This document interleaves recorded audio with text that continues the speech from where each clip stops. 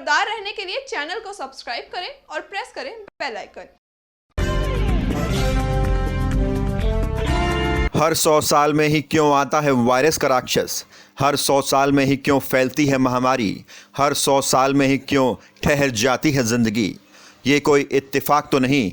आज आधुनिक चिकित्सीय सेवाओं के बावजूद भी कोरोना वायरस ने पूरी दुनिया में तबाही मचा दी है। 1720 का प्लेग, 1820 का कोलरा, 1920 में स्पेनिश फ्लू और अब 2020 में कोरोना वायरस। आप माने या ना माने, लेकिन हर 100 साल बाद कुदरत ने मानव जाति पर कहर बरपाया है। ये जानकर ही रोंगटे खड़े हो जाते हैं कि ये महामारी हर 100 साल में लौट आती है। हर 100 साल में महामारी आती है और उसे कंट्रोल करने के लिए दवाई बनानी पड़ती है, लेकिन तब तक लाखों जिंदगियां तबाह हो जाती हैं। ये सब आज से नहीं, बल्कि ऐसा पिछले 400 सालों से हो रहा है। इसे आप संयोग समझे या हकीकत, ये आप पर निर्भर करता है। 1720 में फ्रांस से प्लेग की शुरुआत हुई। ये बीमारी फ्रांस के एक शहर मार्केन में फैली थी।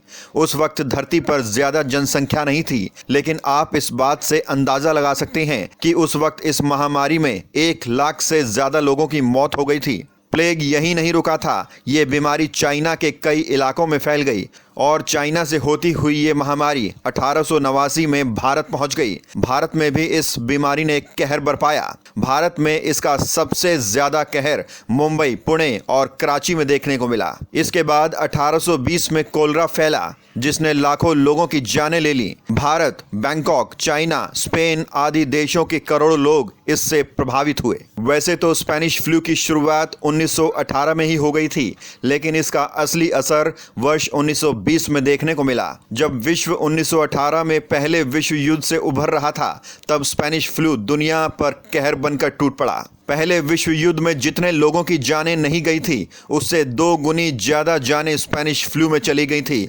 इस महामारी से लगभग 5 करोड़ लोगों की जानें चली गई थी।